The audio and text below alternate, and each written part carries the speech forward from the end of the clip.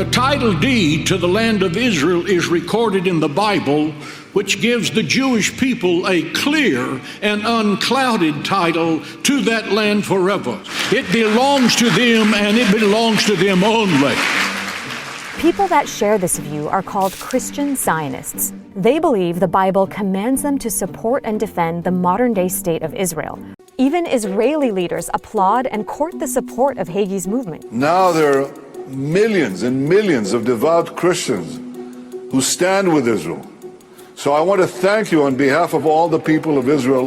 When you support a specific state who has racist policies and is enforcing an apartheid state, that would be unbiblical in my mind, right? That wouldn't be loving thy neighbor as yourself. You know, we read the same Bible, but then they are using the Bible as a weapon against me. You know, we Christians call the Bible Injil, the good news. So they've turned the good news into our nightmare. The God I made in the Bible is a God of love, is a God of peace. They see in it an image of God who's a tribal God who favors one nation over everyone else based on a promise that's thousands of years old. Many evangelicals believe that once Jews fully control the land, Jesus will return to earth and rapture Christians up to heaven. And in some interpretations, they believe that 2/3 of the Jews will die. So these Christian Zionists, not all of them believe this specific theology, but many of them do. You're promoting them to come to a specific location in order for them, or 2/3 of them, to die. Happy New Year to you. For 2024 Doubts Loud listeners, we are back with a bang. And having just heard those two clips, you're going to know what we're going to talk about today. Yep, we're going to touch into the whole Palestine-Israel conflict, largely from the original influences from religious background thoughts to do with the Old Testament, the stories in the Bible, the land belonging to Israel, all of that kind of thought being picked up and utilized in the formation of Israel and subsequent consequences and situations today. It's going to be quite informative and interesting. And so buckle up, we're ready to go. And Happy New Year from me. And again, Happy New Year from me. So I want to jump straight in, and we'll start from what we've been seeing on the news over these last 3 months, and just the horror of the fighting, mostly in Gaza, and of course the Hamas attack on the 7th of October.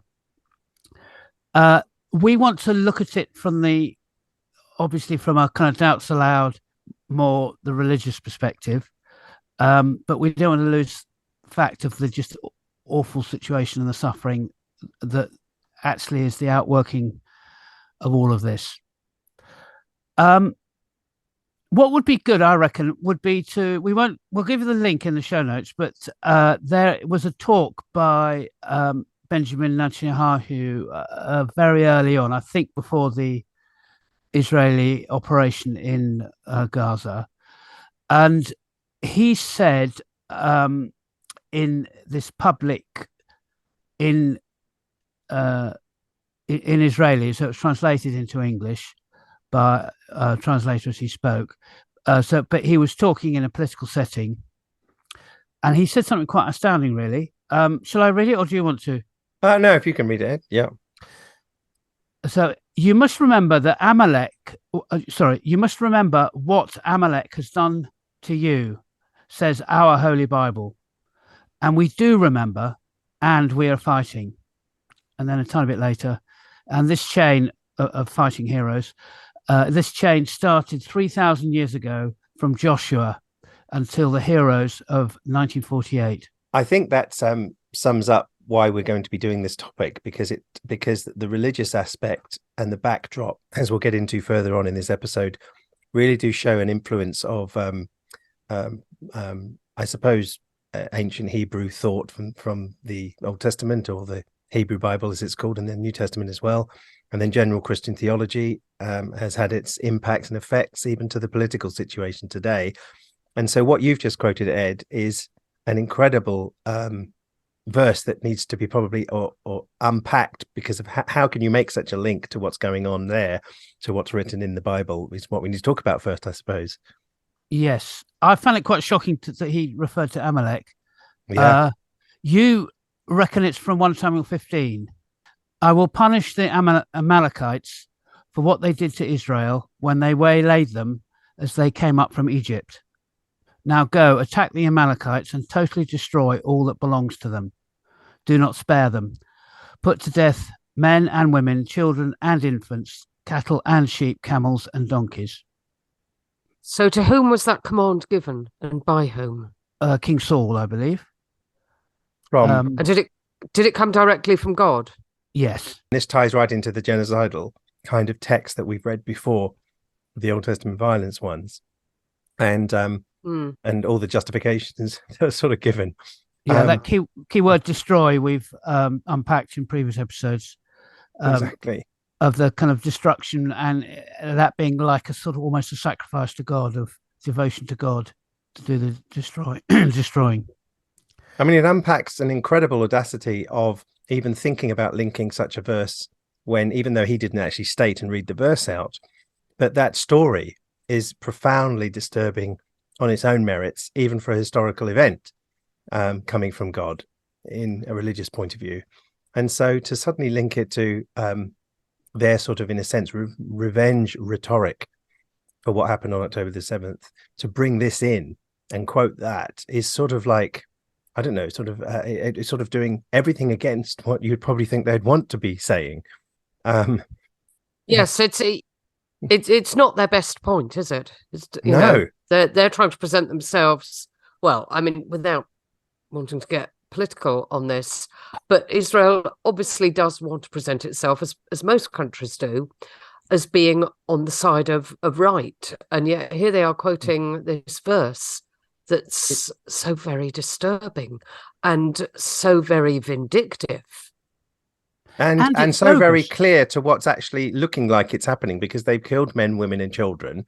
And some people feel that's without regard and other people don't to what's actually happening. But when you combine the two, that story and what you actually see on the news, you begin to wonder why the equation was ever made, unless there's, some kind of, I don't know, over the top reaction with that kind of rhetoric using the Bible that way. Because it's like a vengeance rhetoric rather than, it's not even a defense yes, rhetoric, remember how horribly revengeful you were thousands of years ago against somebody who all they did was waylaid you. Yeah. And by the way, that story is even more problematic historically anyway. Not just, historically it may be problematic, but even in the narrative, because it's, remember when they did it, and I'm pretty sure I've got this right, it was like 300 years before. 400. So the generations of 400 years have lived and gone since then. And now you attack the generations later of Amalek because of what they did to you in waylaying you in the desert or whatever, or in their passing by. And what nation might be go out to sort of try and see what's going on if someone was going to invade the land anyway of Canaan? And even that's more problematic, because you're starting to say, hang around, did Israel's, even in the Old Testament narratives, beginnings begin by slaughtering a whole lot of people before they moved in, which the story narrates that they did, and so it's right there, it's almost a little bit, I would say, from the Old Testament stories, a little bit racist anyway. It's like, as Tom Stark said, the only good Canaanite is a dead one. And so all of these ideas come from, all of these sort of feelings can come from reading the natural reading of that story. And then to even link it to today from any kind of governmental world, sort of UN, if you're wanting to be part of that talk, is unbelievable. It's just unbelievable. Yes, that's right. And so, anyway.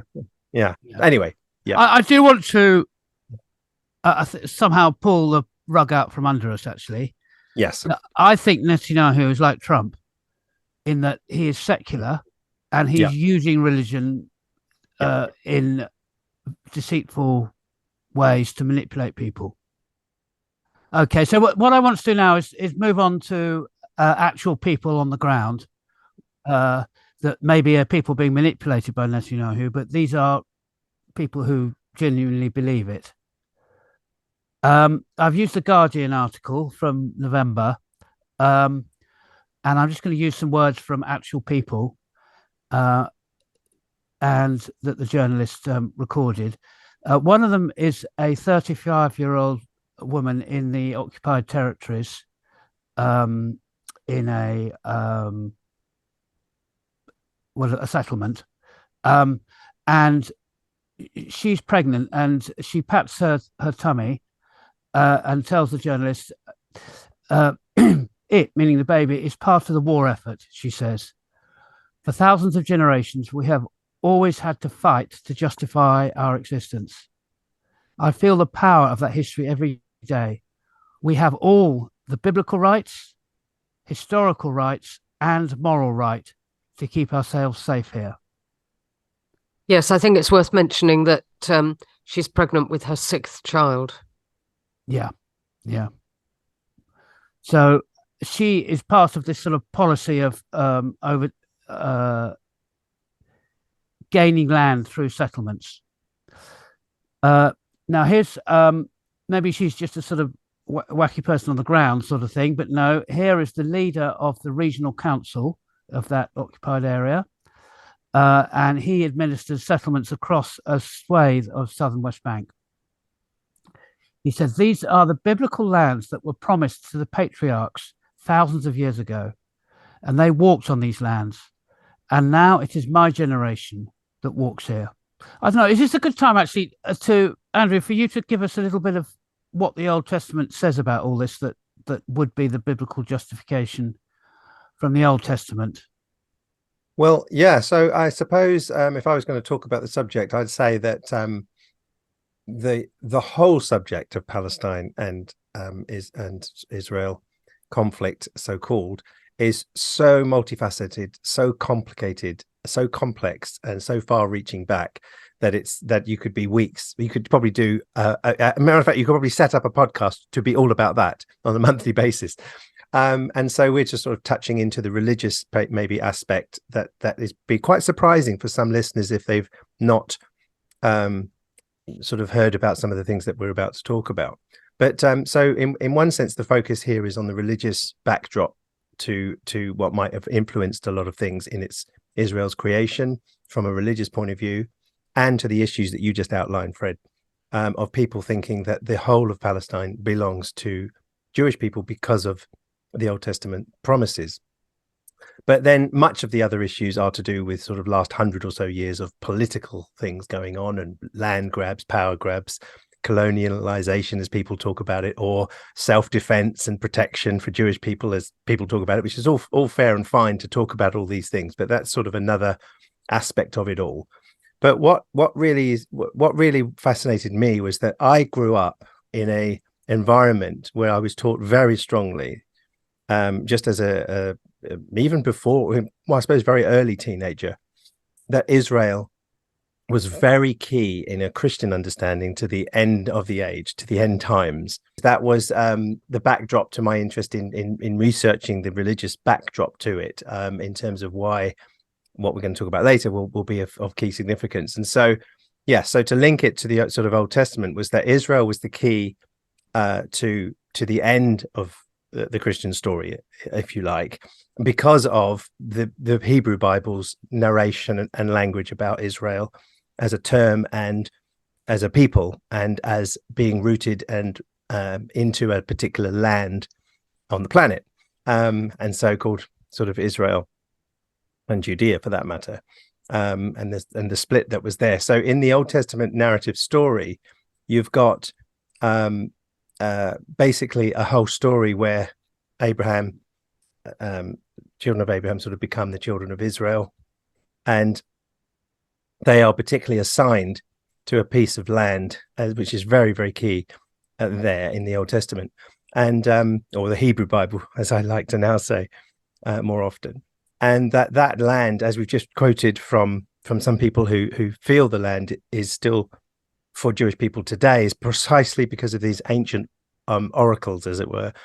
And so the unfortunate thing is nobody often talks about the prior situation of how it all started anyway, which I just alluded to before, which was in fact God took the Israelites from Egypt over a 40-year period, and then basically slaughtered all the people in the land of Canaan because of their misdeeds from their point of view and from God's point of view, and moved in basically because the land was declared to be theirs. So even right there in the narrative, I would say you got some problems, because in today's language and understanding of things, that would raise incredible eyebrows.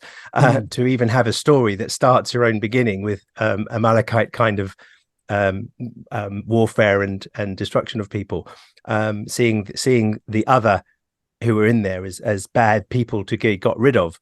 And so I wonder what the Canaanite might have said if you were able to interview them, the Canaanite families, you know. But even so, if that's historical or not is another question. We then get to the fact that God has promised them this land.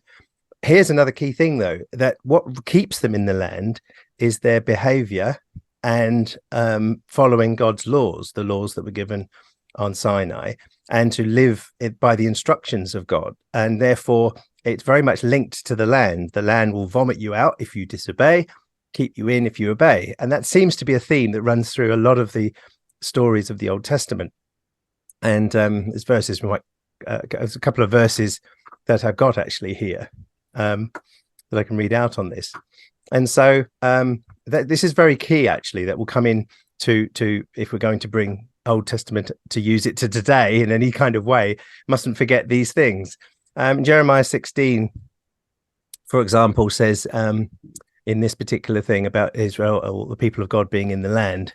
It's because your ancestors forsook me, declares the Lord, and followed other gods and served and worshipped them. They forsook me and did not keep my law. See how all of you are following the stubbornness of your evil hearts instead of obeying me. So I will throw you out of this land into a land neither you nor your ancestors have known, and there you will serve other gods day and night, for I will show you no favor. However, in the days that are coming, declares the Lord, when it will no longer be said, as surely as the Lord lives, who brought the Israelites out of Egypt, but it will be said, as surely as I, the Lord, lives, who brought the Israelites up out of the land of the north, and out of all of the countries where he has banished them, for I will restore them to the land I gave their ancestors. So there is one of the classic verses that actually see 1948 as this verse coming to fulfillment. And there's many reasons to see why that's not the case, actually. But the point I would raise here is that people are thrown out of the land due to their behavior. Okay. And then one might have to raise the question, what is the behavior of Israel now in the land in terms of their following God, believing in them, believing in God, following the instructions? And is that really the case anyway? So if the land is linked to behavior, that raises a question that's not often spoken about. Whereas this divine right that people say you have doesn't even seem to be in these narratives. It's more like, yes, it's yours under conditional behavior. Others would say, no, it's unconditional regardless of what they say. And they use other verses for that idea. Yeah. Anyway, so there's just one example. There's others. I did some work on the Pew research. On this sort of thing. So the number of secular Israelite citizens in the Jewish community anyway is about half the total, and the number who are ultra-Orthodox is less than 10%. The Hedim, so they're the most devout group, with 96% of them saying that religion is very important in their lives, compared with 30% of all Israeli Jews. Yeah, and not only to add to that the government and the state is largely a secular state and in many ways atheistic. I think including Netanyahu himself. That's what I've heard. Yeah, that's what I've heard. And so I was trying to find something to the contrary, as I would always try to research everything out. But even so, I mean, he might be lip service again to it. You know, if he's quoting the Hebrew Bible, you know, it sort of sounds like, yeah, he's quoting our God-given scripture. So there might be lip service to God, but whether he's a faithful Jew anyway. Well, he has, just like Trump, he's got, or the coalition government has got a constituent of mega religious people who do want to hear that. Yeah, I mean, I've seen video of Netanyahu saying, well, I think we've all seen the video if you watch the one I sent on Billy Graham's son talking to him, talking to Netanyahu we'll come to that. Yeah, and that just shows you the fact that he's willing to take all of this support, even if he doesn't realize quite what he's taking on. But anyway, so these Old Testament verses and the story have a narrative of a regathering of Israelites to the land. And but bear in mind here, further on this a bit later, but bear in mind here that the more religious and orthodox that you get very strong groups within Orthodox Judaism that don't agree with the state of Israel, not only in the first place, but they had resistance back at the beginning by saying this was not of God, because God will bring it about in the way that it will then fit the story. In other words, it will be religious people behaving right who are given the land at the right time without injustice to anybody. You know what I mean? So they have a strong view about that, and so that's why you get Orthodox Jews being persecuted by the IDF at the moment on the streets of Israel, because they're there sort of standing up against what's happening, and it's sort of Jew on Jew, but it's the religious against the secular almost. It can be seen like that. Well, they regard it as impious to for people to presume that they can create the state of Israel, which is God's prerogative. God will decide when and how to create the state of Israel, and to sort of purport to intervene as mere mortals is to them just something that's absolutely beyond being countenanced as a proper way for the Jewish community to behave. And they would cite the current state that it's been in for the last 75 years as proof of that. Not that it's proof of a miracle or that God brought them back in this sort of way through all the nations, how it happened. But the very interactions that have been going on with the conflict is not something they would say that God would set up. And so that this is where the Orthodox differ from the people who sort of disagree with how it all happened. They would say, yes, the land is theirs, but it's theirs in the eschaton, as they say. It's a bit like, I suppose, what I've heard with Muslim people, that those that sort of want to enforce Sharia law across the world now, and those that will say, in God's own time, the world will be all Muslim, in a sort of a mystical, ethereal sort of end of the age scenario, which has got nothing to do with today. And so I've heard it spoken a bit like that. And so I find the whole sort of Orthodox Jew groups that are against the state of Israel, or at least against Israel's policies and the way that they do stuff, I find it fascinating, absolutely fascinating. And it should put an end to the fact of bringing up anti-Semitism when you start to have some criticisms about Israel. If Orthodox Jews are doing it, then wow. Do you know what I mean? And so anyway, so that would be some of the points I'd make on this. Yeah. So when it comes to the West Bank, that is seen as and settlements there, that is seen as a sort of stealth conquest operation of getting back the land that's theirs. Yes, that's right. Yes, and not breaking United Nations. Because I think you better put that in context, though, Ed, because what had happened was that it was the United Nations decision, and coming from Britain, I think, the division of the land to give sort of one particular section to Jewish people for a homeland, not a bad idea in concept by any means. And that the borders of that is vastly different from the settlement sort of move that's happening now into the bit that they later occupied in a later war, 1967. And so from there, once they've got a hold of it, there's then this very it's not ours, but we slowly build into it. And then like you said, the settlers are starting to say, hey, well, we ignore these United Nations who first started the whole ball game, ignore them now, and let's start to gain back the biblical borders. No, I want to give a bit of nuance to all this. I'm a Labour sort of orientated person in Britain, and it was the Labour government in Israel soon after the war that started settlements.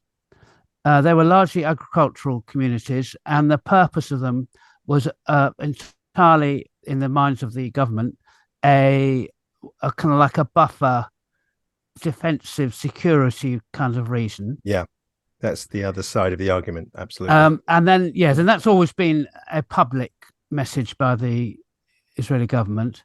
But what's happened is it's more and more it's become driven by religious ideology.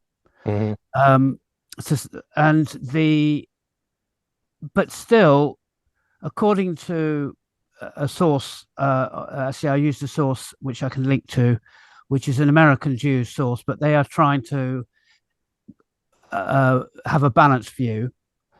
And they say that a third of Jews in the West Bank are motivated by religious ideology.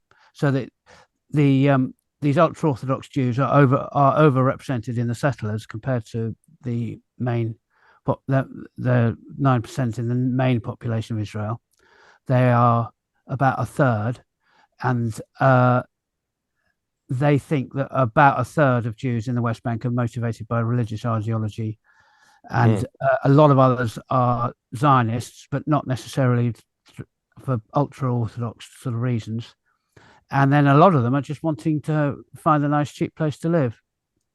Yeah, and they're encouraged to go out there. I mean, you would have thought that if it was a, I don't know what you might think about this, Francis, but you would have thought on a fairly reasonable concept of, okay, we need to keep things in order, so let's have some settlements out there. But wouldn't you have thought that that could be army settlements where people have sort of 2 years service and you go out into the settlements, and it's not these grandeur, rich houses that are walled off to next to villages that are so poor and full of poverty for the Palestinians, right next to each other with a giant wall? You would have thought that that looks more than that argument. I don't know. I don't know how much more popular or acceptable army settlements would have be in been. the first place. But yes, I mean, I don't really want to get too much into the political side of things, because I always say of myself that I'm just someone who finds the whole history and the differing views so complex that I don't actually have a position. I mean, if I'm asked for my position politically, I say I'm pro-Israel and I'm pro-Palestine. I support, and it's an interactive, they are both right. They're both absolutely right, I think, and they are both to some extent wrong. But I couldn't start to pick the pieces out. So although I have a sort of a kind of gut feeling about the way that the settlements are spreading, I mean, I wouldn't want to commit myself to saying anything too specific about it, because I just feel it's coming from such an uninformed perspective from me, because I think I could spend 5 years trying to do a deep dive into the history and everything, and I would barely have scratched the surface. That's how I feel about it. No, that's very fair. I mean, I know a fair bit about it, but I still, there are experts out there on both sides. And when you hear an expert on one side say something, you go, "Oh my gosh, I didn't know that. That's fascinating. Oh dear, well, that's interesting." Then you hear the other guy say something, or the other woman, and you go, "Oh my gosh, I didn't know that. That's shocking." Yes. You know what I mean? Or and then you always agree with the last person you've asked. You always agree with the last person you asked to. And Yes. I would have to say that I mentioned earlier that I was brought up very pro-Israel because I knew nothing of, I actually seriously would have said that I didn't even know about Palestinians. I didn't know that thousands were moved off the land in order to get Israel. I didn't know anything like this. So I was pro-Israel before I knew anything about it. And that's the danger of some fundamentalist upbringing. So much so that when I did learn about Palestinians, I just thought, well, tough luck. This land belongs to Jewish people. And I thought I was an ignoramus teen, who didn't know the complexity of everything and the suffering even on both sides for that matter, and the coming through the Holocaust and everything. And so I think the danger is this sort of more Christian theology, which we'll touch into later, that can have a very bad effect, even trying to understand the conflict. Yeah, which is so committed to seeing it from Israel's so much side, so that just so close to any possibility that there could be some counter arguments. That is, I think, quite worrying. And I think not being in echo chambers, I mean, that was an echo chamber. In other words, someone else, or funny enough, in the church, there were people that didn't. That was my first subject where I realized people didn't agree on the same thing. But still, you can find yourself in echo chambers, meaning, of course, that you just hear and reinforced of the same thing. And then you build up into a little tribe. And then you've got no idea of the other tribe. And this is just like tribes of concepts, I mean. And so, when I went to YWAM and left home and went to Youth and Mission Organization and another church in London, I got a totally different view about Israel in Christian theology than I did from my home upbringing. So I had to work with that as well. What a shock. And then you have to work with two sides now. And then you think this is just one of many, Yeah. Well, before we actually dive down into that bit more, just to show we're not in an echo chamber. Yes. Andrew has found something from Turkish state radio and television that is a Jewish rabbi, Rabbi Weiss, really, really going for it about how terrible the Israeli government's been behaving. So again, that's a YouTube that we will put in the notes. Yes. And Rabbi Weiss says, this is just picking out one thing he said, the Israeli leaders are using the Jewish religion totally immorally, wrongly, because it is against the Judaism, which is to keep the Torah, to serve God. And this ties back into what you were saying, Francis, with these Orthodox Jews, and we all were, that are they're Orthodox Jews who are anti-Zionist. And you would have thought, from my upbringing, that a Jew was a Zionist. It just goes together as almost might as well make one word. Yeah. And some people see it like that, that if you but there's obviously, when I first discovered Jewish people against Zionism, I was so shocked. I was absolutely shocked. And that's one of those things again about being ignorant of realities, and I thought, well, what do I know? This is a rabbi, so it's like a rabbi saying this. Now, of course, there are other rabbis who are for the state and for Palestinian, Israel and the state and everything else. So I'm not saying it's all Orthodox Jews, but there are groups of Orthodoxy Jews that do not see what's happening there as godly and right and religious and of God, and that to me really, really, really throws a spanner into just the throwing up anti-Semitism, because and not only that, the Palestinian genetic heritage is also Semitic. So it's like I think this language is unfair. It stops conversations being had to say that, because I never would have thought I was anti-Semitic in the first place, but myself, but I might be told I would be if I didn't toe the line of Zionism as a Christian, but at the time, I mean. So anyway, that's I mean, it's always a mistake to assume that any group of people are just sort of monolithic. They're, however you divide people up, you will find you're always going to find a sort of range of views within any group. Exactly, and extremist views can have to be acknowledged on either side, because you hear a lot of talk at the moment about from the river to the sea, Palestine shall be free, and even though I think most people are not meaning what it might have meant when it was originally used, which was like get rid of all Jewish people and just have Arabs there, but there's equally rhetoric on the other side, which it goes. Which shocked me, but from the right wing sort of parties. I'm not trying not to get too political, but I'm balancing it up. It's from the river to the sea, Israel will have sovereignty, and so we don't want to go either way in terms of this extreme language because of the implications. But that Amalek language is in fact tying in with that kind of side, and so this idea of people. It's almost like race hatred. One group's got to go, and I think that's awful. You can't go there. But it's people are saying stuff like this on both sides. And so it's part of that awful complexity, Yeah. And the religious thing only can make it worse. Yeah. So could you move now more focused on the evangelicalism and how that has, well, what its doctrines are and how they've got into a pro-Zionist view.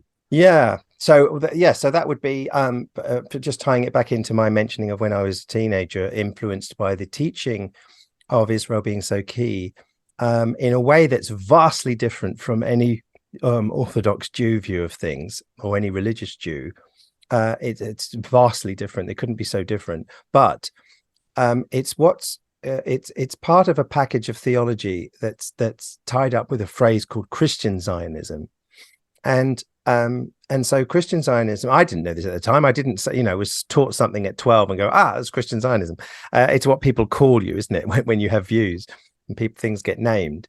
Now, I think the idea throughout most of church history, there wasn't an idea of Jews returning to the land. So that should say something of interest. At least, why is that the question? But from the Reformation, there was talk and rethinking about the regathering of Jews, not so much into the land, but into whatever the kingdom of God was. So it was a mass turning of Jews to Christianity was in view from certain Reformation talk, which was fascinating, because I think that's really coming from Paul in Romans. It talks about not all Israel are Israel, these interesting passages in Romans. And so the New Testament really has nothing whatsoever explicitly to do with Jews returning to the land. And so that probably has something to do with why it wasn't a view through most of church history. And then if you did press it, you would say there'll be a massive turning of Jewish people to the faith. But in Paul's view, I think he thought that would happen within a generation, like it was way back then scenario. Anyway, but it wasn't, in Paul's view, there was no claim that you can make from him that it was to the land of Israel. However, some people in more nuanced ways of looking at the New Testament, just to start from there, would go to things like the Gospels, which had very much a Jewish, or some of them, a Jewish view of things. And when in Luke, for example, they said, when will you restore the kingdom or restore Jerusalem? That the mindset might have been very much, as the Old Testament would talk about, a restoration of Israel in the land and a theocratic kingdom. And that would have been perhaps the understanding. And Jesus' answer to that is, neither are to you know the times and dates, but go and preach the gospel. So some people say, well, there you are. He's actually saying that's not what's going to happen. And other people say, well, it is what's going to happen, but just not yet. So even that can't get a clear interpretation. But that's about as far as you can really get, that some of the gospel passages do sort of indicate that Jesus might come back and set up an actual kingdom on earth that might be theocratic in some sense. And therefore Israel and Jews will be back in the land as it always was. And as many of the narratives of the Old Testament, they don't look to a church period. They look literally, if you're going to read it that way, to a theocratic Israel period. So I get that. But the New Testament doesn't pick up on that. It sort of picks it up if it does, and sort of makes it more, the Zion above, the New Jerusalem is above, not below. And it might be that the whole of the land in the New Age will be the whole earth, not just the land strip of Israel. So there's those ideas. N.T. Wright talks about it like that Christians are the people of God, including Jews, and we get the whole land, which is the whole of the earth. So we go beyond the borders of Jordan and the Old Testament borders.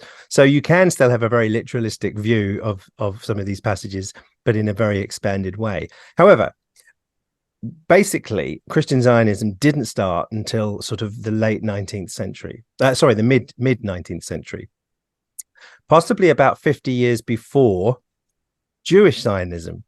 And that's interesting because it can be shown, and some writers have sort of demonstrated this. And it was British, wasn't it? But very much British influence. And so it wasn't German evangelicals and. Well, the Christian Zionism was British, yes, very much British, and it was, and then there's a reason why in America the theology of this Christian Zionism boomed massively, and therefore, and I remember having one of these Bibles when I was young, the Schofield thing, the Schofield Bible, yeah. So what had happened was that a certain literalistic proliferation in the 19th century of end time stuff came to the fore, because of course the end times through most of church history wasn't the biggest thing going. It was like relegated to sort of some form of preterism or a distant Jesus coming back. But in the 19th century, all that changed, and it was very much more making the soon and near and now and the book of Revelation came to the fore with so many people, including Mormonism and everything else. And along with that came this idea of very literalistic sort of readings and going back to the Old Testament and going, Israel returning to the land, Now, so some people have argued that there was a lot of theology that was already determining that Israel should be back in the land. And what do we get? Lo and behold, some of the key figures in the early 20th century actually had a lot of influence on Jewish Zionism. And some of the key figures around the British mandate for Israel were actually evangelicals who had come into this kind of theology. And that's interesting because those that want to make the argument that, in a sense, humans created the state of Israel and people, and then attributed it to God, or God was using them. It can be used either way. Was it God using them, or was it people making it happen? So it's interesting. The prophecy comes before it happens. That's very true. And so that's why when I was young, it was like, well, the miracle of 1948 was clearly God because it's prophesied, you see. But what I didn't know was that some of the key figures were, in fact, believers of that theology who had decisions that they could make politically. And that is fascinating to me. Absolutely fascinating. I've got so any comments, both of you? On that? Well, I was just going to say that if you know there's a prophecy, then how do you sort out to what extent your knowledge has affected the fact that the prophecy comes about? It's well, it's like some people, if they have a prophecy, they might want to try and not do it then because so it doesn't happen. You will die on the main road of your house in 2025, so you just make sure you're in another country. Do you know what I mean? Because then it can't happen. And so it's the other way around. This is the other way around. This is people sort of saying, "Oh yes, well, okay, we ought to do that then." Yes, that's right. We've got to. And then when you did it, you go, and see it happens. God was using us, so He gave us the theology, and then He used us to make it happen. So some people argue that there's a lot more going on with this religious input. Christian Zionism, Jewish Zionism was started by a guy called Theodor Herzl, I think, in a later time, but he had some strong influences and connections with Christian Zionists. And of course, wouldn't you, like most other people, want to, if someone's got your ideas as well, have a to and fro between each other? And so some of these people, and then this foreshadowed the American Christian Zionism boom, particularly in the last 30 years, shall I say. And it was related to the Schofield Bible. So, Ed, do you want to take on that bit? No, I don't know much about Schofield Bible. Okay. All I know is that it was a Bible, a King James version of the Bible, but with heaps of notes that were out of the head of this Schofield person. That's right. It got massively published and circulated and became very influential, particularly in a new end of the world. Apocalyptic. Well, it started with the Plymouth Brethren, and a guy called I forget the name of it, because Schofield was the guy that made the Bible, made a Bible version of it that went sort of America wide anyway, if not worldwide. But it was Darby, J.N. Darby, someone called Darby. Now he had the theology, one of the first to sort of outline this distinct theology of a so-called rapture, and or at least to lay it out in a particular systematic theology of the rapture, and therefore the key part of Israel. Rapture happens before, and then there's Armageddon, and then there's and all of that sort of stuff. And then that might have been a sect that came and went along with many other theologies, but this one didn't. It got into the Schofield Reference Bible and was really big. And therefore the Bible, when you were reading it, you almost read the side notes. This is the rapture, this is Israel, this is coming. This was 1948. And imagine that going to millions and millions of homes and churches and pastors and everything else, and people had the King James that way. It set the scene. So a lot was bubbling away way before 1948. That's almost like the end of the story, not the beginning. And in terms of its formations, there was a lot of stuff going on between Jews and Palestinians in the land way before 1948. Just quickly sort of plot it on the map of end time beliefs, because there's preterism and there's black rapture, and there's always, I find it all confusing, even though I should know better. Is this Zionism a kind of small corner of one of the sub threads, or does it cut right across all of them? No. I wouldn't say it's a small corner. I'd say it's a large corner of a major subthread. And so, because it became massive. I mean, if you were in many churches in the States, you would know nothing other than a rapture. I mean, I happen to be. So does rapture and Zionism go together? In the Christian, not in not at all with political or Jewish or anything like Zionism, but in Christian Zionism, no, I think now it's split off into so many branches. There are many other nuances. And again, I always start with any subject. I bet you've got 100 diverse views on this one subject, and lo and behold, you have. So like you said, there's tons of views of Zionism. It's the case now that many people have an end times theology about Israel that doesn't include the standard concepts of Schofieldism. But nevertheless, the last generation and those before, many before, certainly had the standard ideas that Jesus would come back with a sort of a secret rapture. All the Christians, or faithful ones anyway, would disappear off the earth, leaving the world for a tribulation. 666, the mark of the beast, things that even Francis as a child would have heard of back then. And even me. Then, even you, in terms of in your sort of touching into Catholicism and Christian concepts, that would have most people have heard of 666 and the beast, and so and Armageddon. So Armageddon was part of this, but all of this was because the church, most of Christians would disappear.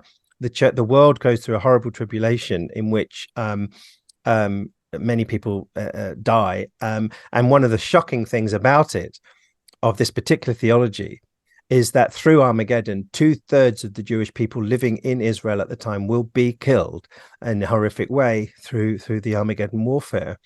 And that has led some people in latter days to criticize Christian Zionism of this view, to actually call it anti-Semitic, which is interesting because it's the pro-Israel, pro-Zion, pro-end of times, pro-God, all the giving them money from America to support Israel, only to put them into a place in which 2/3 will be killed. Some people have rightly called that anti-Semitic because it's anything to do with removing their protection.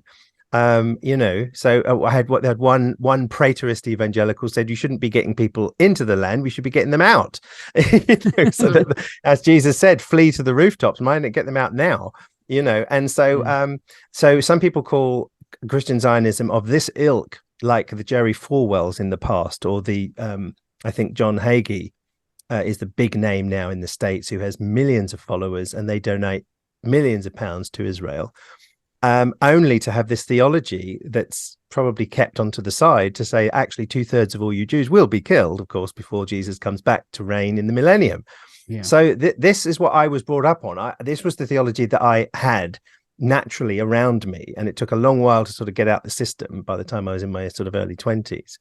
But it was there, and I didn't realize the implications of this. And so I had a conversation with someone recently saying that you need to really think about your theology because you're pro-Israel, but you're also saying they're the blueprint for 2/3 of their deaths.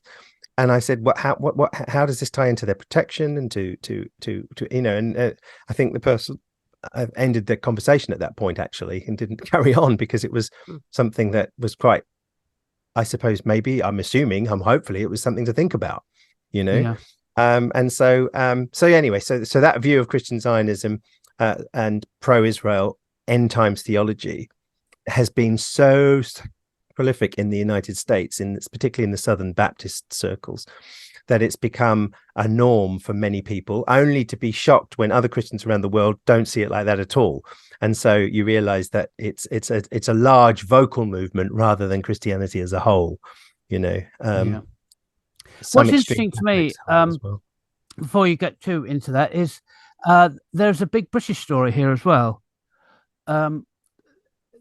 We've told some of it, but actually the Balfour Declaration, which was like a promise to Zionists that the British would ensure that there was a land for the Jewish people back in Palestine, and that was declared under Lloyd George in 1917, and he had quite a small cabinet.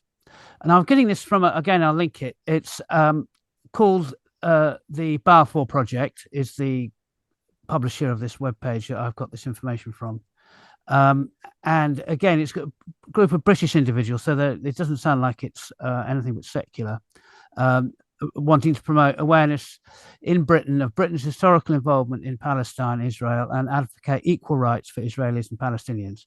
So they are certainly, according to their website, kind of right down the middle. So they now talk on the link I give about the link between evangelicalism and the Balfour Declaration in 1917. So Balfour himself was a Christian mystic who believed that the Almighty had chosen him to be an instrument of the divine will, perhaps as a precursor to the second coming of the Messiah. Balfour's mother was actually the sister of Lord Salisbury, who was a prime minister in the end of Victoria's reign, but the sister was an earnest evangelical and gave her son daily Bible study. So that was Balfour himself. Okay, so that's him. And then, of course, Lloyd George, the prime minister, though from a totally different social class from Balfour, was brought up in a Welsh Baptist evangelical environment. And then I got one little quote more. This is about the cabinet that made the decision to make the Balfour Declaration. The only two English in the cabinet and Montagu, the only Jew, were both against it, the Balfour Declaration. The majority of the cabinet were from the Celtic fringe and had been raised in evangelical homes. There were 3 Scottish members, of whom Balfour was one. Calvinist forms of evangelical Protestantism dominated the family backgrounds of the majority of the cabinet members. That's interesting. That is very interesting. And there was also some interesting statements from, I don't know if you heard about Churchill's statements about the origins of it all. Sorry, not the origins, but the ensuing beginnings of the state in 1948, because he said something like, basically we're not going to worry or even ask. It was about the Palestinians, there's no discussion, it's just going to happen, basically. And I think there was an indication of something he said, that it was like a better race will be taking over, sort of thing. And so that ties into, that sort of Churchill thing about taking down statues and stuff. This particular thing about the Zionist thing going on there was seen and can be read as quite racist in the way that he had no concern about whoever lived on the land. It's not really something we're going to deal with, about in terms of asking them about it. And so that's caused a bit of a ruckus, because that's sort of been talked about a lot recently. Churchill's thoughts on it. As great as the man was, this doesn't seem to be his most proudest moment at all, to speak like that. And I haven't got the quote to hand, but it's worth anybody researching Churchill and the origins of Churchill and the state of Palestine, basically. He wouldn't have been in the cabinet in 1917. He would have no that this was much earlier you're talking about. Okay, anyway, so I mean, again, it's one of these things, Francis, where it's like you learn something new every day, and it's like, oh my gosh, and you have a tally one side and a tally the other side. You think, oh gosh, it's exhausting just working through it. Absolutely. Yes. And so but anyway, that's some of the things I've heard. Can I play David Pawson's stuff? Yes, certainly. Yes, please do. A lot of people have heard of him. He was a very influential evangelical Christian preacher and teacher.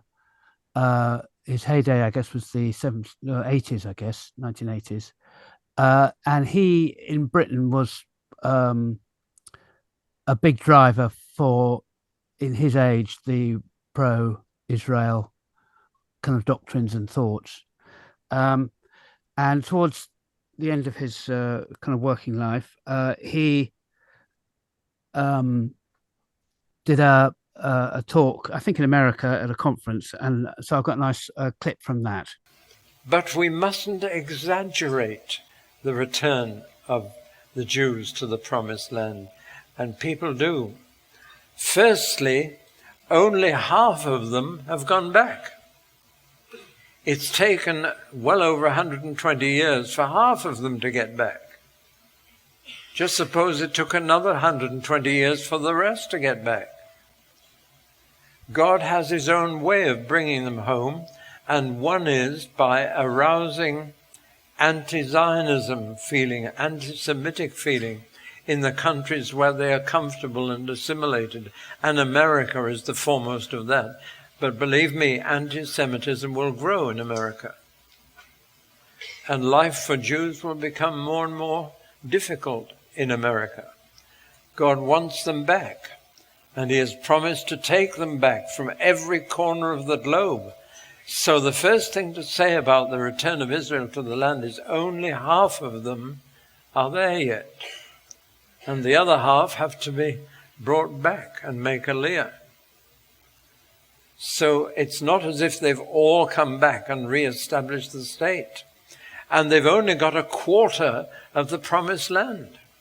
So with only half of the people back, and only back to a quarter of the land that God gave them and promised them, the process of the return of Israel to the land is far from complete. It's not a complete sign yet. It's a real sign because God did it. But he hasn't done it all yet. He's begun to do it and is halfway through it, but there's another half yet to take place. So we mustn't fall into the trap of thinking that all the Jews have come back to the promised land. They haven't, not yet. We're in the middle of the process, and therefore it's not a completed sign. What does the scripture say? There is no text in my Bible linking the return of Jews to the promised land with the imminent return of Christ. It is not listed among the signs in the New Testament of the Lord's return. This idea that every Jew has to come back. I mean, what an insult to all those Jewish people that disagree with it anyway. And all that's happening since in the last 75 years or whatever. And also to other Christians who don't agree with anything he's saying, and so he's saying it so matter of factly. Do you know what I mean? Yes, yeah, I mean it's extraordinary, isn't it? It is extraordinary that he's talking about this. That they've got to be chivied over there. Well, a bit of anti-Semitism that'll do nicely. Yeah. Well, I mean, what he said could inflame so many people because it's not only going way beyond the bounds that Israel were given for their sort of safety, if you like, and protection, but it ties into something awful because John Hagee said this. He said that the Holocaust was God's means to get Jews back into Israel and get into the land again. So not only is there a Holocaust coming, that the Holocaust was also God's way of bringing them in, and it's absolutely awful stuff.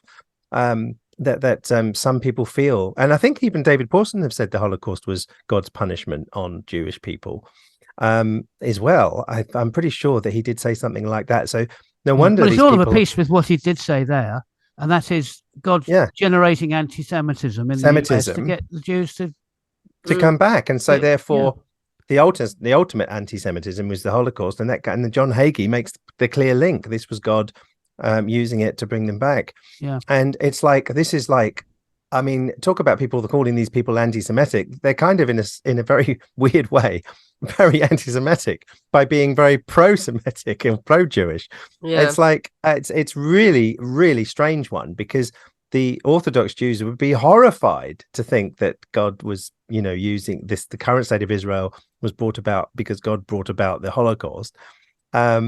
And that God will allow or bring about anti-Semitism in order to get them back to the land, only to be then killed in Armageddon.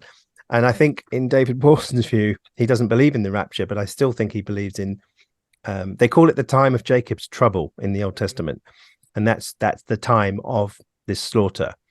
And so it's unbelievably, when you're talking theology, you can just talk about it like you're talking about, I don't know, making a meal or something. But the reality of some of these concepts in theology are actually horrific, and they serve no help to today's political situation whatsoever, but only enhance it.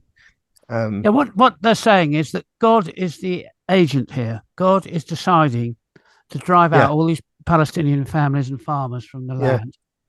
land with no compensation, and just doesn't matter how it's done. And even if you need to generate anti-Semitism in the US to achieve this, great, that's all part of the wonderful plan of the Almighty God. He's also saying that effectively God is driving the Jews out of places where they've settled and assimilated by using anti-Semitism And quite happily. to drive. Yeah. Yeah. And talk about if the whole thing is to do with protection, and they're quite happily if they are happily settled in these other places, which right now probably is safer, you know. So and so this is unbelievable to hear this kind of talk. And I never, when I was young, even heard it put quite like this, even though I did listen to David Pawson. Yeah. And the purpose is just merely to complete a sign. That seems a fairly well, that's the small thing, end. Isn't it? It's like I heard there was some people doing a Jewish walk around Israel with one of these trips that they do where they, you know, you don't go the route, you don't see the plight of the Palestinian, you just go on these sort of spiritual route from your Christianity. And a couple of these older ladies were there hearing the guy talking, and he was talking about Armageddon in this sort of way, like it's like a movie to watch. He goes, and so what will happen is that they will attack from the north, and then 2/3 of the Jews will get killed. And when it cut back to the older ladies there talking, he says, where will we be at this time? Will we be okay? Oh yeah, you'll be raptured. I was shocked. I was unbelievably shocked. You're talking about the slaughter of people just in the very place that you're visiting in that Armageddon is going to be around the area, and these women were just sort of largely concerned with their safety. I know. Oh, and yet they would have given money to go on the trip and to support Israel without putting two and two together. I mean, I would just love one of these people to go, hey, hang around, so you mean those people over there might be killed if it happens soon? And it's like, yeah, they will. So you'll be all right though. You'll be raptured. I mean, I found that appalling. I mean, on a human level, appalling. I think on a Christian level, it should be appalling. So yeah. But anyway, it depends on any listeners listening, of course, whatever their roots are in hearing about some of these theologies. It would be interesting to see if any of this is new, or in fact, they know exactly what we're talking about from their upbringing. It'd be fascinating to know. Yeah. So in his whole talk, which lasted about an hour, he didn't once mention the displaced people. The Palestinians, the Nakba, as they call it. Yeah, the great, situation that happened. Yeah, the disaster. I think the disaster translation. Yeah. The disaster. Yeah. And by the way, I just have to mention this here, just on this thing that Francis mentioned earlier about not knowing stuff and then knowing stuff. I'm always for trying to know as much as I can, and then like you said, the last person says something better than the other person, and then the next person you suddenly go back the other way again. There was a displacement of Jews of a slightly more number, because what had happened was that Jews evidently lived fairly well in the Muslim countries. Now, it wasn't necessarily easy, and it wasn't necessarily as smooth as anything, but it was nothing like the situation you've got now with the Palestinians. And they lived well, and Jewish Muslim people accepted their religion, and they lived fairly well together. And then when it all started and kicked off, suddenly there was attacks on the Jewish people within their own place, a bit like it sets off today, doesn't it? When this happens, you'll get a Muslim a story come out of attack on them in another country, and then you'll get an attack on a Jew in another country, and it's all big news, isn't it? Well, that happened in a massive way, and so lots of the Jewish people had to flee their homes from the Muslim country and go into Israel, but a lot of them wanted to go anyway because they thought, oh, this is finally, we've got to a new land and we can go. And so there were different reasons why people fled, or probably even happily went, but it still amounted to about 900,000 Jews that were displaced, and for these reasons. And I find that fascinating, because anytime you hear pro-Palestinian, you don't hear that, and anytime you hear pro-Israel, you don't hear about the Nakba, And so I'm all for hearing about everything so that you're not ignorant, and either way though, going to a new state of Israel from your home might not be as bad as just being displaced like the Palestinians, who can't go back to their home because they haven't got a proper state, whereas Israel had a state for them to go to, or even to flee to. I mean, so I do find the whole thing again, Francis, complex, but Yes, yeah. Yeah, I yeah. mean, I think ultimately there is no, I just think there is no right or wrong answer. They've both Yeah. got right on their side. And there may They're not be a both. right way out of it. No, I don't think there is. I Yeah, don't think I there think is. it's In the end, there people have to get together and talk, and it can only yeah, be, it can only be it can done. only be resolved by compromise, which will involve people, both Yeah, sides, giving up and something they don't want to give up in order exactly, to get, exactly. you know, I mean, a greater good, a greater prize. you'd have to recognize that the state of Israel is there. You need to accept its existence, and you have to say that's what, or you have to just say, as horrific as that may have happened, it's happened. How do we move on from here? Well, you can start by not having all this religious input, which says that they've got to have the whole land for Jesus to come back. That's only going to make things infinitely worse. Like Ed, you were talking about the settlers. A lot of the problems out there are the actual settlers themselves doing attacks on Palestinians. And That's definitely what I've heard. I've seen it on the BBC. yes, Even, so I've seen it. I've seen video stories. I've seen video clips. I've seen absolutely awful things. Just watching a video sequence to think, why are they behaving like that? Why are those soldiers not doing anything when and then I just saw this settler shoot this guy 2 feet away in front of the family. And soldiers weren't doing anything, and it was like, this is unbelievable behavior. And so if that is just one particular scenario in this day and age of video capture, what's been going on for 75 years, and Christians, which should be the first people to talk about justice, not the last. And and in this area, it's like you turn a blind eye, particularly Christian supporters who just, like I said, they should have visiting trips to the West Bank, not visiting trips excluding that, just to see themselves. And many people, I believe, that I've heard testimony of, is that they had a complete change of view when they actually went there, and I've heard many like that, they go on, I went like this, I came back like this, just by visiting, and because a real visit apparently will have a real effect, and so but I mean, there was, just to mention one more thing here, there's a verse that I wanted to go back to, that behavior thing again. There's a verse, listen to this is what God said to Israelites back in the day in Leviticus 19. The foreigner residing among you must be treated as your native born. Love them as yourself, for you were foreigners in Egypt. I am the Lord your God. Now, how do you think that verse sits well in this conflict? If you're going to bring religious language and the Torah or the Bible into things, how does that apply to what's going on? If you're the power state, well, that lovely Rabbi, if that is Weiss, the way around, yeah. He obviously read that because he said this is immoral and it's against the Torah. The Orthodox Jews are keeping in tune with it, even if the laws are not going to sit with Western current mores, so to speak. That doesn't really matter for the consistency argument. They're saying the Torah and the land go together. No following Torah, no being in the land. That's how Orthodox Jews would actually see it, which is why when they're in the land in the very end, it's because the Torah will go out from everybody, in their view. And it will be written on your hearts, probably, in the way one passage says. And so that's fine, because it's all consistent in that view. But the Jewish rabbis now, some of those rabbis who are against it, see it. They see the problem that you can't take verses and then just apply it to a secular government and then have done with it, which is what they've done. So before we finish, do you want to go back to Franklin Graham? So Billy Graham was one of these ones that changed over the years. So in his early days, he was all promoting Israel in this sort of end times sense and Armageddon and stuff. And he changed, I think, over the years. And his latter ideas were quite different from his former ideas. But his son, Franklin Graham, seems to have taken on very much this classic Christian Zionism thing.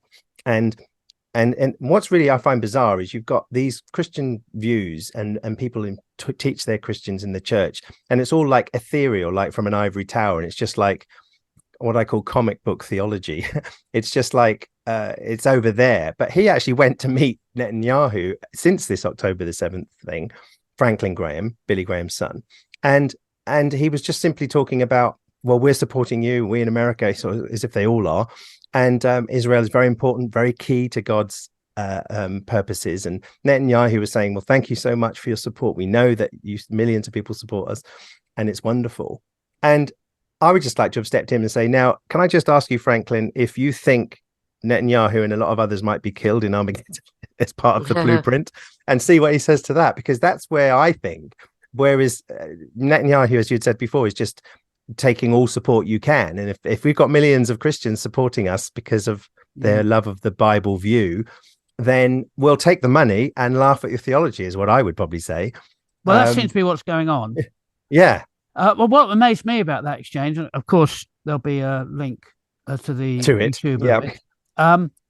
That Franklin Graham went on about the devil all the time, which is much more New Testament than exactly. And Old he said, Testament. well, of course we know there's a devil. I think Netanyahu goes, I probably don't believe in anything. And look at you. But so he wouldn't say that. But it seems such a bizarre conversation to be so real in a political situation current. Yeah. And yet you've got this sort of fundamentalist Christian who's just talking. Of course, we know there's a devil. And the idea was, of course, sounds to me that Palestinians are of the devil. That's the way that some people could read that. And the Jewish people in Israel are of God. And it was as simple as a binary as that. Yeah. I'm sure that's what he thought. I'm sure that's what he was. Yeah. I'm sure that's what he was saying. The devil's been fighting God, and I think Israel is God's people. The Bible tells us that. And so it's clear. And the devil wants to destroy this nation.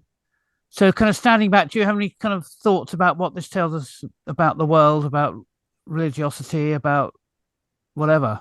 Religion and politics tend to have a crossover point, sort of they tend to coalesce. Yeah. And that the outcome of their coalescing tends to be not good. Tends to be not a good thing. Yeah, absolutely. And like I said, my sum up would be, just by using, when we started, this quote of Amalek's story from the Bible is the last thing that should ever have been said in any kind of response to what happened, in terms of just worldwide justice principles. That if people knew what that story said, it's an awful thing to bring a religious idea. I mean, it's awful enough to defend the passage in itself, but to reapply it to the 21st century is double awful. You have enough trouble trying to justify it in the story, let alone trying to say an analogy of some sort. And even if he said, oh, I wasn't meaning it like that, I was just saying that we've been attacked and we're defending ourselves. Have you read what that defense entailed? Yeah. Well, no, he might say, but that doesn't matter. Other people will read it and think, hey, he's actually going for a whole slaughter here in his rhetoric. And so maybe the Palestinians are not as valuable human beings as everyone else by using these religious ideas. Because how can you have an idea like that Amalek story unless you actually thought something about the persons that you were wiping out, on that scale, and children and babies and stuff. Yeah. And so, so I would say the religious link is sometimes awful abuse of language. And the millions of pounds that come from the Christian Zionists in the States are coming from a lot of ignorant people who don't know all the complexities and the story of what's really going on. Yeah. And that's awful as well, in my view. And so that feeds into what my take homes was. So when people get it into their head that something is God's will, that he's sort of engineering it in the world, they can just switch off any moral thinking on that issue completely. So they kind of like outsource their morality to their perception of what God's will is. And they don't even think to sort of say, well, I don't know, hang on, this seems morally wrong. Maybe I have my facts wrong here. Maybe God doesn't want this. They just don't go down that route. They've just sort of outsourced all moral thinking on the issue to God, and the dollars sort of keep coming in, whatever. Yeah. Well, it's the same thing on how these people would probably read the whole genocidal passages anyway, that they would just sort of gloss over it because God's in it. Whereas anyone else talking like that would be immoral, but not in our book. And so, maybe that gloss. I mean, because I dealt with those passages somehow, without too much sweat. Yeah. And so you're not awful. an agent acting in the world. No. Your dollars. No, that's true. That's true. But if I was over in America, I probably would have been part of that group sending money, thinking, well, the Bible, God seems to talk about it. Israel. Oh, yeah, Israel's back in the land. Oh, Israel are back in the land. Oh, better help then. You know what I mean? And that's it. That would have been as far as it went. And you hadn't mentioned, Ed, about the Palestinian Christians either, Well, both in he was Gaza right and at the beginning. So I think it's lovely if we do acknowledge him again. Yes. The quote from him. Yeah. To me, actually, that's like the final outcome. The Palestinian pastor with his flock being absolutely heartbroken that his fellow Christians in the other side of the world are funding and supporting and giving political cover for the people who are oppressing them. Yeah. In the most anti-Christian way. Both, I mean, it's Old Testament prophet and teaching of Jesus, kind of railing against the oppressor. There's an awful lot of ill-considered conflation of Palestinians with Hamas and Muslims with Palestinians, and that sort of very simplistic idea: all Palestinians, Muslims, all Muslims, Hamas, all therefore deserve to get stomped on as hard as they can be stomped on. It's unfair. I mean, and also the other way, all Jews aren't right-wing Israeli politicians. It's exactly what I was going to say. I said Israeli politicians are very different from perhaps diverse groups of Jewish people in Israel who are picketing on the streets about what's happening, some of them, and so who have a different view about how to go about things. And so Jews across the world have been part of these major rallies pro-Palestine, which has been absolutely amazing to see. And hopefully helps, because to me it does help. It means it's what can you say about the bigger Jewish fallout with what's happening, which shows you a differentiation between the IDF, as they say, and the political right-wing government, and Jewish people as a whole cannot be equated. As much as Hamas extremism cannot be equated with perhaps the average Palestinian. And not only that, though, I think it's more complex, because if you've had your family blown apart and you've lost everybody, most people rise up to become angry and hate the person that's done this, and then you find yourself in a group that also hates them, and then people have said that what's going on now will only create people that will join radicalized groups because of the hatred of how their families have been blown to bits. I'm saying, so you're not helping by this wholesale way of doing it. This of course was exactly what Hamas wanted. This was precisely what Hamas wanted. Yes, they exactly. wanted a big, strong, ruthless response from Israel that was going to radicalize a lot of people, radicalize a lot of Palestinians, radicalize other members of the Muslim community, and it's the brutality of the Hamas attack was, I have absolutely no doubt, intended to provoke Israel into maximum response. So they've got what they wanted. They've got what they wanted. That's true. But there's a flip side to that. Some people have argued that Israel have also got what they wanted. They've got the reason now to wipe them out because they want them gone. And so particularly with some of the right-wing rhetoric, which says, I mean, did you not hear about the one that said we should just nuke them? I haven't heard it, but oh god! It's one of the top guys within the government said, I think we should just nuke them, and he got immediately disbarred from because that doesn't go down well. But if you've got that kind of attitude, and I've heard several people on video saying there are no innocents in Gaza. All this stuff about innocent. Oh yes, I mean, in our own discussion group, the Unbelievable discussion group, loads of people are saying that. There are no innocents. There are no innocents in Palestine. You see, and that's unbelievable. I mean, I find that unbelievable. You've got 50% children. I mean, what do they know apart from maybe brainwashed at worst because of angry parents and stuff, Yeah. which is understandable.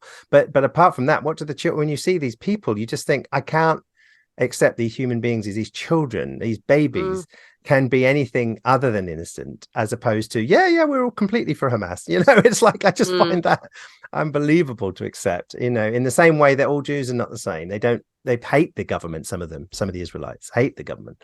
And so they want him out of there and get someone else in who's going to do a far better lifelong job, you know. So but like you say, Francis, as again, it's so complicated because you get one person saying this, then that, and then there's that rhetoric, and in the end it's like the only answer is no one's there. You know, it's just like because there is no solution in my view. There's no workable solution. One state I don't think can work because of the anger and history.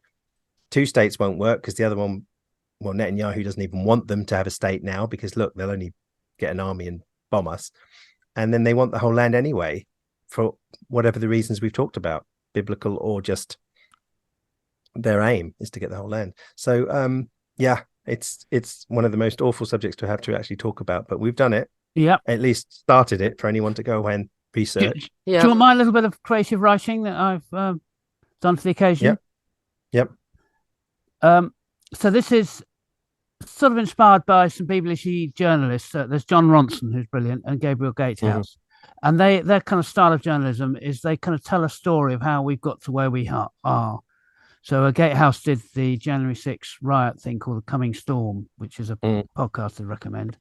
And Ronson's done lots of stuff. Like he did the story of how evangelicals switched and became anti-abortion. And that's a great podcast. So the idea is you get this sort of random nature of events that's finally led to an outcome. It's not like it was always going to be. You've got all these quirky events that somehow coalesce and combine, and you get a weird outcome, like the January 6th riot or whatever. So here's my tale. I hope you're sitting comfortably, and I will begin. Once upon a time, indeed a long time ago, a Middle East tribe had national myths about their conquest of the land that, in fact, they'd always inhabited. When they were finally exiled from the land after about 1,000 years or so, they'd already birthed a new religion, which was soon going to take over the culture of their conquerors. Under this new religion, the Messiah figure was supposed to bring the kingdom of God to the land, but instead he'd been executed. To cope with this, the myth developed that he would return to complete the job, and it would then bring in the end of the world, replaced by a new paradise-like world. The new religion survived the downfall of the conquering empire and became dominant in the wealthy world. Then, a significant minority of adherents in two of the most rich, powerful countries on earth started interpreting their religious scriptures with the idea that this messianic return must first be preceded by the original tribe coming back to resettle the land. The minority group managed to convince their politicians to have policies to help bring about this messianic return. This was about 2,000 years after the exile. There was, by then, loads of people living in the land unconnected to the conquering empire, but many of them were actually adherents of the new religion. Due to the politics of the returning tribes, the returning tribes cruelly ousted the folk who were adherents of the new religion. But this was with the support of their religious brethren in the rich country. So I hope we have done some justice to this subject in terms of thought-provoking ideas, particularly from a religious backdrop influence point of view to this subject, which has really been our focus, I think. And I think it was something that was good for us to actually do to begin the year. We are still have the presupposition apologetics part 2 up our sleeves. Yep, that's coming next, I believe. Well, until next time, I have been your host, Andrew. And I've been Francis. And I've been Ed. Have a good month.